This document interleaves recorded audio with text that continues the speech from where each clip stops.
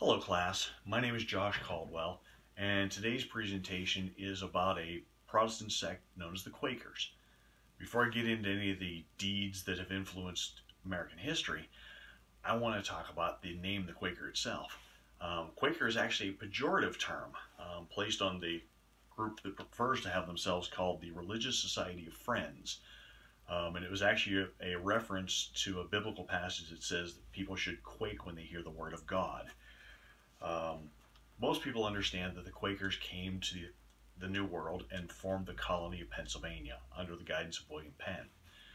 What a lot of people don't know is that William Penn fell back on some of his original Quaker beliefs, that the light of God was present in everyone, and he carried that forward in his dealings with the Indians. He actually formed a treaty and purchased the land from the Indians, unlike most of the other white settlers.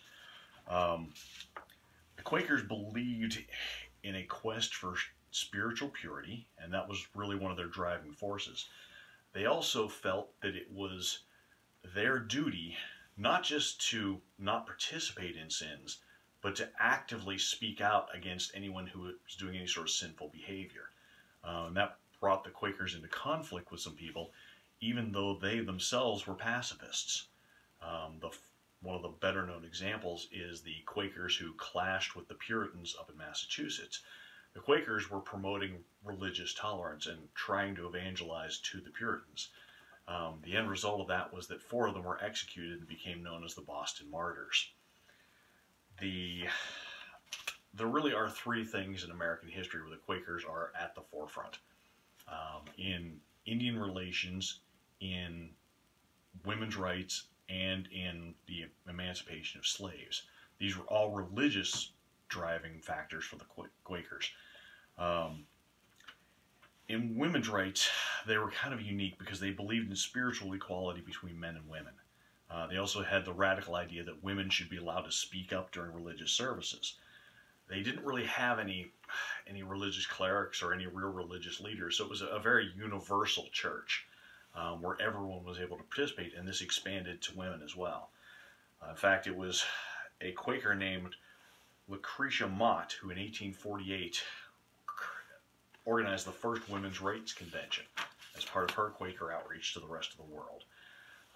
In that 100 men and women actually signed a document saying that they would work to secure the right for women to vote. So women's voting is actually a Quaker thing. They were also at the forefront of Indian rights. The Quakers would go out and protest in favor of the rights of Indians. They would actually protest their own government for moving Indians off their land. They also protested any sort of wars between the whites and the Indians.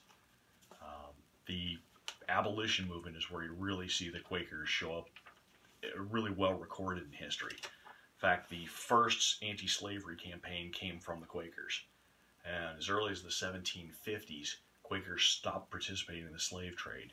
And a few years later, all Quakers sold off their slaves or emancipated them. The Thanksgiving holiday is actually the result of a Quaker woman who had lobbied the government to create a national holiday of Thanksgiving. After the Revolutionary War, a lot of denominations gave thanks to God through feasts. The woman in question, Sarah Hale, finally saw her vision of a national Thanksgiving holiday realized in 1863. The ironic part is that being a Quaker, she would not participate in a celebratory feast. Quakers believed that they should celebrate the glory of God every day, and that it was wrong to participate in a feast. But she wanted this Thanksgiving feast to be a day where everyone else could come together and celebrate and worship God. There's a couple of famous Quakers you may be aware of, just in case you thought all of their contributions to our culture were just social. Richard Nixon and Herbert Hoover, 2 of America's presidents, were raised as Quakers, as were actors Judi Dench and James Dean. It's surprising the overall impact that this small sect has had in the history of America, and I hope I informed you of some of it today. Thank you.